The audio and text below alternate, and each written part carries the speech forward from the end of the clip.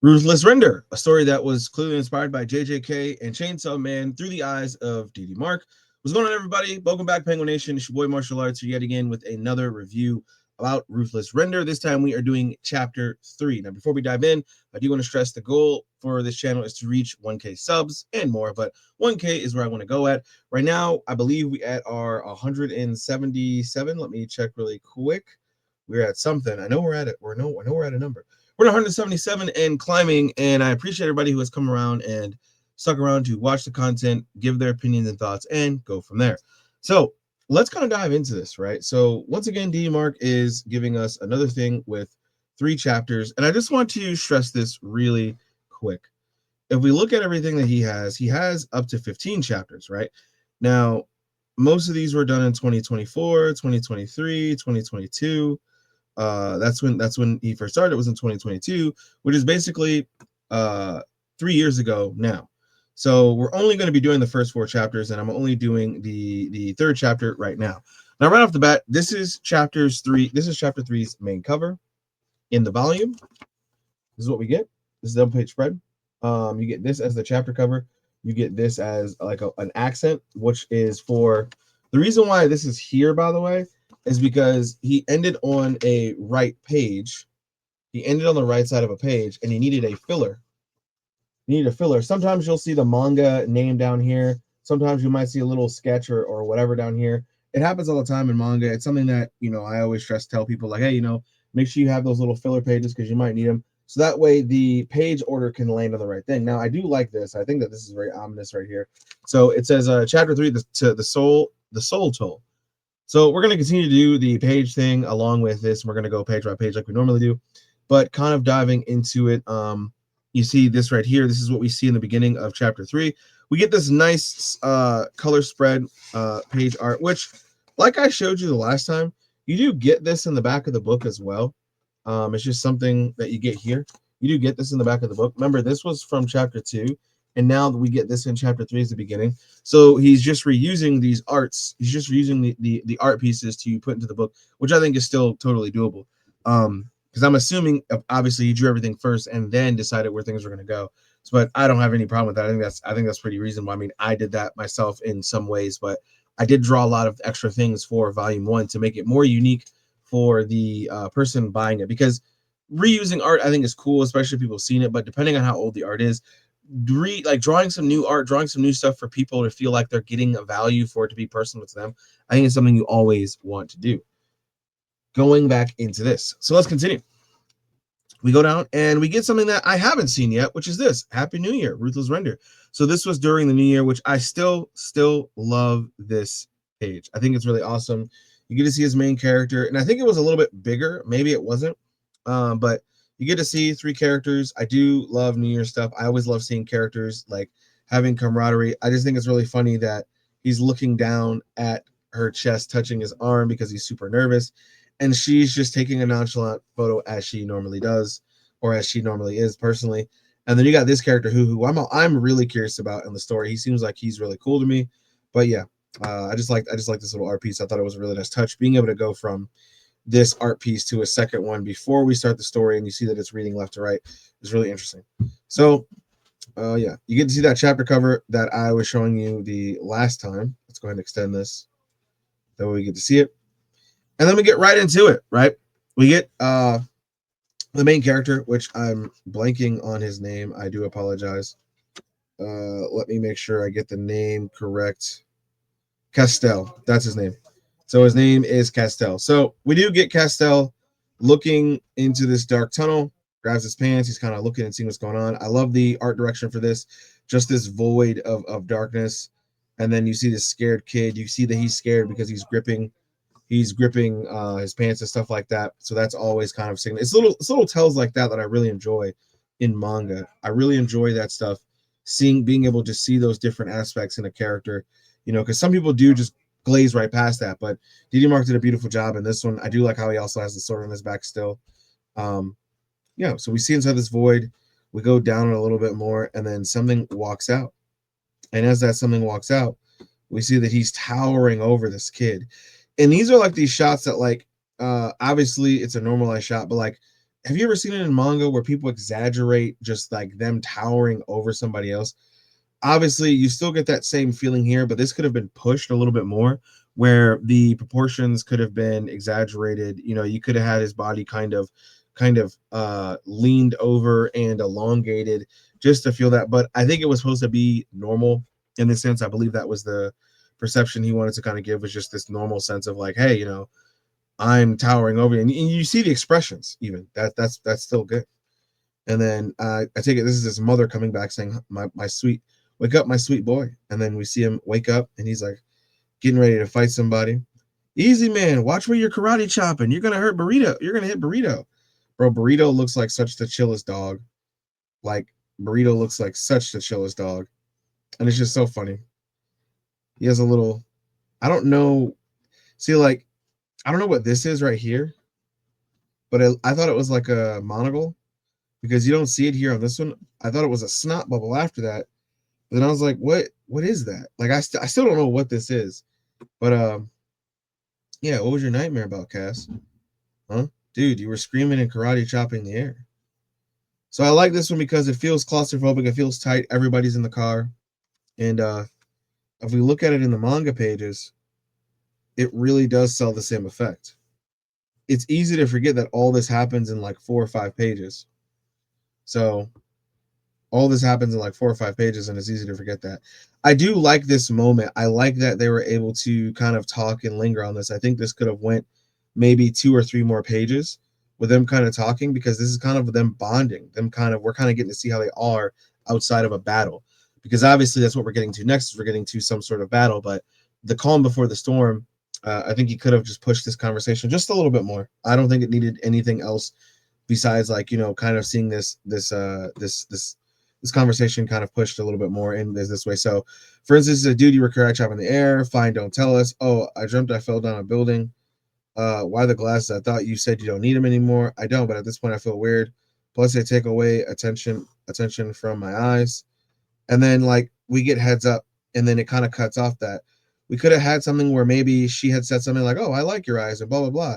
And maybe he got jealous a little bit. And this is me, of course, giving different examples probably than what DD Mark the creator wanted to happen. But a way that I think he could have pushed it is, oh wait, I don't want that. I think he just could have said something where, you know, there was more of a back and forth between, you know, the girl and the guy, because I know what comes up later. I wish there was a little bit more back and forth between the girl and the guy, and that the main character Cass was able to see that, you know, oh, this might be a lovers quarrel, or a lovers spat. And it's the same thing here with that. But anyway, yeah, no, I think everything so far has been great. The pacing has been great. Everything has been awesome. But he could push it in that way if he so chose to ever go back. But yeah, we got heads up, which I love this, dude. The way that DD Mark just understands, you know, housing and expressions and drawing and line weight, and it just really showcases that he has really garnished a lot of his talent. Now, obviously, he's probably using 3D models. Obviously, he's probably using some form of 3D models for like different cars and different things, and I think that's totally fine. I think a lot of people will complain on that aspect and be like, "Oh, I want it to be hand drawn," but like, shut up, just shut up. It's not that big of a deal. It's honestly very, very fast. It makes your process very, very fast paced. If you can learn to make 3D models and other things like that become a part of your workflow. So whether he uses it on the houses, it does look like he used it heavily on the cars, because cars are annoying as hell to drive to draw. They are very annoying to work around. So I do get him doing what he did here. And yeah, I think this background and this car shot here, man, are just fantastic. Like, everything about it is fantastic. Even just the little lines on the ceiling to not just leave it an all white space. You know, he's really covering up the all white space in some cases. Like, he didn't do it in these ones because he doesn't want to take away attention from the characters themselves. But here, where we have more of a white space above here, he really wants the eye to be directed to the heads up and the characters, rather than it just being this white void like how it is down here. He wants you to see the characters, leaves the white void here, so then you go between the space and then you come back into the actual liner, you know. And I think it's really cool being able to see that, being able to see those different things. Continuing on, once again, I love this house design. I think this is really cool. I think this whole setup is really dope, like how he drew this. and you can tell like he really pushed, the details in this one. He really pushed the smaller details in this. That way he can really showcase, okay, let me make this look creepy, let me make this look eerie, let me really look at how this is done. Because taking something realistic like this house and rendering it for manga or comics is not an easy task. There's a lot of, how do I do this? You could easily make this section within the windows pitch black and then go back over with a white pencil and kind of etch, white in there to kind of give it this like gradient feel. And that's exactly what he did. You can tell he did a lot of hatching, he did a lot of cross hatching, and it shows. And it's just like really cool to see him add those details into these panels as much as possible. Okay, this should be a simple enough mission. Isla will run you through the details. I, on the other hand, have got to be places. Also, Castell, I was told to tell you that your new mentor will contact you soon. And as for you, Toby, if you don't call your mom back and tell her what you want for dinner, so help me God. Okay, I'll call her. Yeah, this to me was really funny. I think this is really funny how she like gave everybody a direction, and then you find out where he's like, yo, I thought it'd be cool to have my aunt as my mentor, but at work, but now I'm having second thoughts. I think that was really cool. Oh, you guys couldn't even see it. I'm so sorry. I like I was saying, I do like this whole bit in the car. I think that this whole thing is good. Obviously, she's giving everybody details, and then she says, "As for you, Toby," and then she just starts choking the heck out of him, man. Like she starts choking the hell out of him. It's super funny, and I thought it was really, really just such a fun, intricate little detail to layer in there. Hearing him talk, and they're approaching this house, and they're like, "Yeah, this thing smells like feet and old cheese." Yep, you'd be guessing right. And she ends up grabbing him. Wasn't exactly where the mission details. So she ends up grabbing his side and does this. So this is what I don't get. Like, to me, I guess like my big thing is like in the manga itself that I'm looking at, everything looks fine. I think it all works well. And in the manga, you can tell he had to cut off some stuff based off of the paneling, because if you look here, and this isn't really a gripe or anything bad that I think happened, but if you look here, right, the bottom part of this, sorry, the the bottom part of this is cut off, versus in the actual digital version up here in the screen, they show the full thing. And I think that was just because of the crop mark. Like maybe he had drew past the crop line mark and he was able to showcase it better in a digital sense rather than a a physical sense. So the physical book is just mad different than the digital sense. But I was really confused about this part where she kind of grabs him and he kind of gets flustered. And it's like, okay, why does she need to grab him like that? Like, is this some sort of reward? Is this some sort of thing that we're getting? That was something that I was like, okay, kind of felt weird to me. It kind of feels like she's a busybody because of how she's doing things, and it's like, for what comes up in a bit, it doesn't really make any sense. Like it honestly just didn't make any sense to me. So anyway, just remember this part that she grabs him, right? They get inside, and this guy's brains is plastered all over the place. Apparently, dad used to beat mom. Kid couldn't take it anymore. Found out he was an utter and spoke his dad to drop dead. Drop dead. His head's blown off half off. It's pretty hardcore, and yes, it is. And let me guess, the other took a toll on the kid, and now he's gone all corrupted render on us. Corrupted render. And this is when you find out more about the story, which I think which is something I like. And I like that. He says, "Whoa, that's dark." The one thing I find interesting about this character is, he deals with suicide and depression, but it doesn't feel like, I don't know, he falls kind of flat for me. And this is something that I feel like I was having a problem in Penguinboy with Alba, is making him be hyper interesting, like super interesting, super dynamic as a character. And especially in the first couple of chapters, I was like really trying to do this, and I haven't gotten back to Alba yet to really showcase my ability to do so outside of what I'm doing in chapter 14 for Penguinboy. But which you can go read on lumento.net along with a other bunch of stories. Shameless plug. But yeah, in this particular instance, I really feel like it's not like it's out of character, but I really feel like it just doesn't I really feel like it just doesn't really register as his character. I feel like this is one of those things where, you know, it's you should be seeing a little bit, I don't know, more of a right. I don't know. I feel like we should have seen kind of how he is as a character and just gone from there. But the big thing about that is I just think it's funny when he says, "Whoa, that's dark," and then I think him looking at him is like, "Yeah, bro, when I met you, you were trying to commit suicide, so you're one to talk when it comes to being dark." So he says, "Oh, that's only one of three types of renders." So they go and they talk about this stuff for a minute, and then he looks at it, he's like, "Yeah, you okay, dude?"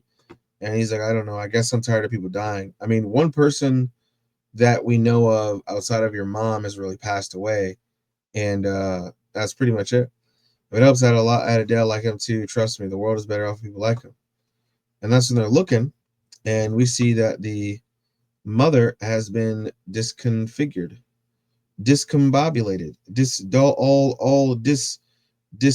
and twisted, with intrills. Which this once again is you can see he took the rendering style of any sort of intestines or things like that from Chainsaw Man, which I always think is cool. I like the way Chainsaw Man does gore because it still feels like it's still the way Chainsaw Man does gore to me is it feels like it's still very kiddish, meaning like kids can look at it and see it and be happy with the way that it runs. And it's one of those things where that happens. So we'll continue. Well, now we know what happened to the mom. Why would they do this inside too? So Toby called it. There's a render on. There's a render now. There's not many left there. What the hell was that? Came from upstairs. Well, come on, silly goose. We don't get paid to stand around, silly goose. Is she 60 or something? Where did she come up with this stuff? Yeah, a lot of these pages are the same inside the manga. There's really nothing that happens. I think the one thing with DD Mark is when we're looking at DD Mark transferring between manga traditional and or putting it into the print version, and then he's also putting it into the digital version. When he's doing any single pages, they all come out the same for the most part. Some parts might be a little bit cut off, but that's just based on what printer you're going with. So it really just depends on that. Outside of that, when it's a lot of the double page spreads that I usually have a problem with. But let's look at it this way. Let's look at it here pretty soon, or let's continue reading. Sorry, that's not loud. I cannot speak, man. I'm like tongue tied right now. Anyway, we see him kind of sitting. All right, Toby and I will head upstairs and investigate. Cash, you stay down here in case anything goes wrong. You're too important to the agency. So he's sitting down there. He's thinking about her. He says, no more girls. I can't risk putting her in danger like that. But maybe she could tell me you'll grow up to have a family and grow old with a woman. No, I'm pretty sure her and Toby are a thing. See, it's like he says this, but then it's like I don't see. I wish we could have seen him get that as a hint. I don't think there was ever a point where he got that as a hint. Maybe, and the thing is with manga, yeah, you can have something happen one time, but in manga, because it's storytelling, you want things to kind of be forced down. And I want to say you want things to be forced upon the audience or the readers. You want things to happen at least 1 to 2 to 3 times even. So that way the audience gets that the character understands it. Not even that the audience gets it, but the audience understands that the character gets it. And I think that's a really big thing in terms of making a manga is can people understand what your character is going through or what they're feeling? I think that he's doing a really great job here with making his character become reflective. But for me, where it loses it is I wish we would have seen him have more of a thing with this character. Now, don't get me wrong, these are things that I'm learning as I've been creating my manga journey. If you go back and reread chapters 1, 2, 3, even, you'll see that I have run into the same problems. But since reading, a bunch of indie manga, since reading the Torishima book, reading the Shonen Jump's Guide to Making Manga, and the one that Araki made, I've learned a lot and been able to start consciously putting that into practice. And this is one of those things that I look at. So he says that, and then he's like, speaking of, they're taking a while upstairs. Psst, Isla, Toby, please tell me you guys are okay. So he peeks inside the door, and they're like making out. So like my big thing is like, we got no build up to this. And I get it. People can say the second chapter where she's saying, oh, I think it was in the first chapter, the second chapter, it might be the second chapter where she's saying, oh, I like it as being the two of us, blah, blah. I think that's cool, and they never really had a reason to confess. And maybe that's not what DD Mark is trying to do here. DD Mark could be looking at this and going, no, I already want these characters to be in love. I already want these characters to have something. But I wish for the audience sake, it was more than that. And it was more of like, we got to feel the love with them. When I look at it and it happens like this, it feels more like it's just happening, and we're just kind of being like, oh, okay, cool, like this happened, and then we move on. Because I get that they like each other, but damn, I wish we would have gotten the build up to that. So he's like, am I jealous? Excuse me, sir. I can't find my mommy. Will you be my new mommy? Yeah, that's creepy. I don't like hands coming out of a face like that. That scares the shit out of me. Yeah, I would have been screaming like this guy here.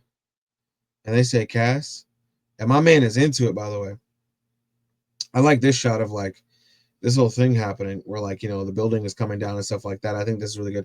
By the way, I do like this scene here where he interrupts and says, hey, I'm looking for my new mommy, and he screams. That would have straight up been me. I think this is a great pose, man. This is really hilarious. It reminds me of like a Home Alone type feeling, you know what I mean? But yeah, I do like this scene as well. I think I think this scene is really good as well. It's fine. And then I appreciate this, where the people are walking, things are happening, and then there's a crash into this. I think this car should be totaled. Like this car looks the exact same. And I think that was something that if he had an editor or he had somebody who helps him review stuff, I think that should have been caught where it's like, hey, this car should have like a serious dent in it. Because look, we have it hitting into it, which it should be crumpled upon impact.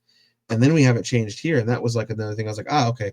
Now I get it. That could be a nitpick, but I truly see that as something that's like, hey, you should have pushed that part of it a little bit more. But it's okay. Anyway, I don't know if this is the same car or a different car, but regardless, if this is the same car, it needs to change. I do like all the people running. I do like everybody trying to get away from this because they weren't expecting it to happen. And I do like I do like this part of it, right? So this little girl is standing here. She's about to die. And he says, oh shit, like I can't walk. He looks at his leg, think Cass, no more death, no more deaths. He thinks about getting stabbed in the neck. He pulls it out. He says, no one else died on my watch. He says, fuck it. And then he stabs himself and he turns. And as he turns, he swipes it up. Like he goes and he hits it, which I think is great choreography. I love this shot. This shot is like crazy dynamic. I love that this shot is happening. Which is really funny because like I think this little girl doesn't look like a little girl. She has more of like a teenager's face. So I think he should have simplified a lot more expressions on her face because this face doesn't look like a little girl. It looks like it's somebody who's like 15, 14, even 12 even. This little girl looks like she's at least 7 or 8, or 6. So I think that this face should have been a lot more simplified. And that was another thing that I said. But now all this paneling right here is just genius, man. All of it's really good. I really enjoy it. I think that if we take a look inside of the manga itself, yeah, it's like really cool how it works. Now there's double page spread that we come up to, right? I don't have a problem with it. So this double page spread here, I don't have a problem with it. So if you look at it, it looks really good, right? Even if you take a look at it inside of the manga, it still looks pretty good. This is what I was talking about when I was saying he needs to offset things from the middle. DD Mark, it seems like, has the want to put things in the middle, and to me, it doesn't need to be in the middle all the time. If this was in the middle, this would be taken away from this over here. So having this offset to the right a little bit, or towards your guys' left or the right, I think you guys are still seeing it to the right. Having it offset to the right a little bit really makes you look at the whole thing and travel down from the foot of his leg to everything else. You're seeing this, and this is a clear cut that kind of shows you to even look this way. So this cut in the paneling here really shows you to look this way, and all your eyes are guiding towards this thing here. So really, I enjoy the paneling of it. I enjoy all the aspects of what DD Mark did with this double page spread in the manga and in the digital version of the manga, in the physical version and in the digital version of the manga. So then he lands. He says, "Safe now, tiny woman. Worry no more." And then she does this. He smiles. Oh, say something, I say. And then this thing hops out and it looks ugly. And it lands on the ground. And couldn't you have used a less stinky render to get us out of there? Gunther, I release you. I still think her ability is dope. Well, it was either that or dying, so stop whining. And to answer your question, Cass, I think the little girl was screaming at that. Yeah, this is pretty cool too. I think this is another double page spread. Which this is once again the problem that I have. So in the digital version, this looks amazing. This looks immaculate. Chapter 3 so far is really good. I think the storytelling, especially when we start getting to the action, the pacing of it is very fair. It's very awesome. But if you look at once again the manga version of this, we lose the creature entirely in the gutters. And this is something you have to really, really, really pay attention to when you're drawing it. Now, I don't think Didi Mark put this book together himself, and I don't think he was asked to redesign things. And I hope that when he got this, he's seen this and was like, damn, I really have to figure out a way how to do this. I don't know how he sets up his pages. I don't know how he sets up everything, but if you look, you can clearly see between the two which one looks visually pleasing a lot more. You even lose. Oh, I was gonna say you even lose what's her name a little bit, but my hand was just covering her. So if you look at it like this, yeah, you still get the whole image, but it doesn't look like threatening. It just looks like you're looking at the creases of a book. And that's my big thing is I really do wish that, he redesigned these pages even a little bit. Even if he offset the angle a little bit to more of the right, like if he would have offset this just so slightly to the right, it would have worked a lot more. And to me, that's a really big thing. So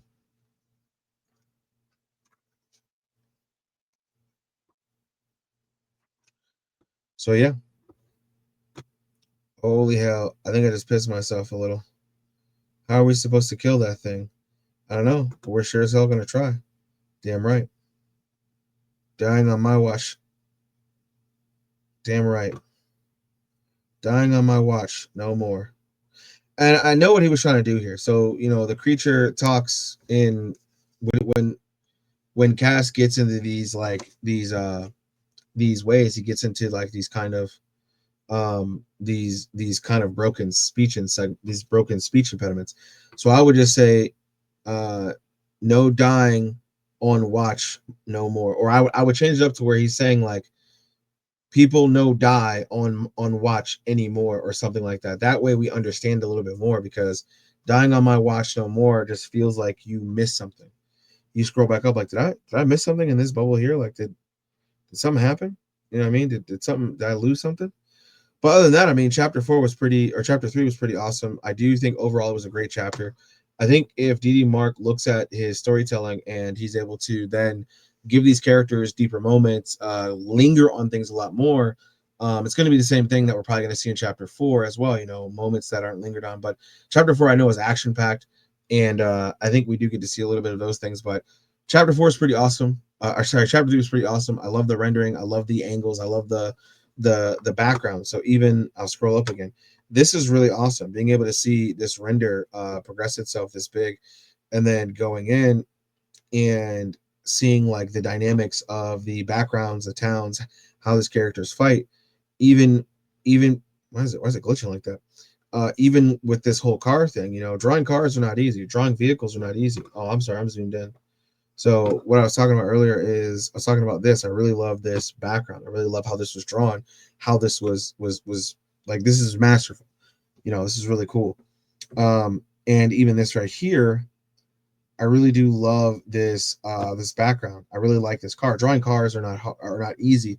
Drawing any sort of machinery is not easy. I mean, look at what Akira Toriyama always says. So when looking at these, looking at chapter 3, I think he really did a good job when it comes to not just the structure and the stage of it, but setting everything up, man. I mean, he did his thing overall. I want to go back to the car scene because it keeps glitching out on me.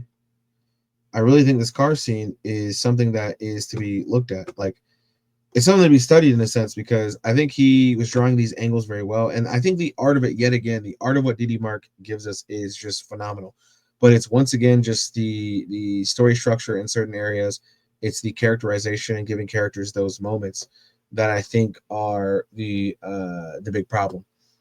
So I think as I continue to read it, when the second volume comes out, if it's already out, I'm going to end up picking it up. But yeah, no, that is my full critique over. That's my full review, not even critique, of chapter 3. So I appreciate everybody sticking around, man, and diving with me. If you guys are interested in reading some of the stuff that I create, you can go read Penguinboy over at lumento.net. All 13 chapters are there for you to read. Anything that I say in this, I've also gone through the gauntlet myself. There's rough patches in chapter 1, 2, 3, and then chapter 4, I started realizing how to update things. So if you're able to stick through it, like God of High School, Tower of God, all those things where it had like hiccups in the beginning and then get to the later portions, it does get better. It does get more tight knit. The pacing does get better. Overall, though, Penguinboy is available to buy for $15, volume 1, or you could just go ahead and grab it, or you could just go ahead and read it. And you can read other stories along with Penguinboy. You can read Psycho, which just released, Light On, which is soon to come in, Rikusen and Akuronin, which are 2 one-shots on there, and more. So head over there, check things out, and yeah, I'll even show it. Some people don't think I have anything out, but I do have a whole volume out, and there's that. So yeah, you can go get Penguinboy, and you can go check out the homie Ralph stuff. You can go get Undergod as well from his thing. But anyway, that is enough shilling on my end. You all have a good rest of your day. Shout out. The goal is to get to 1K subs, and yeah, we're at 177. Let's see if we can keep going. Hashtag Penguin Nation. We're out of here.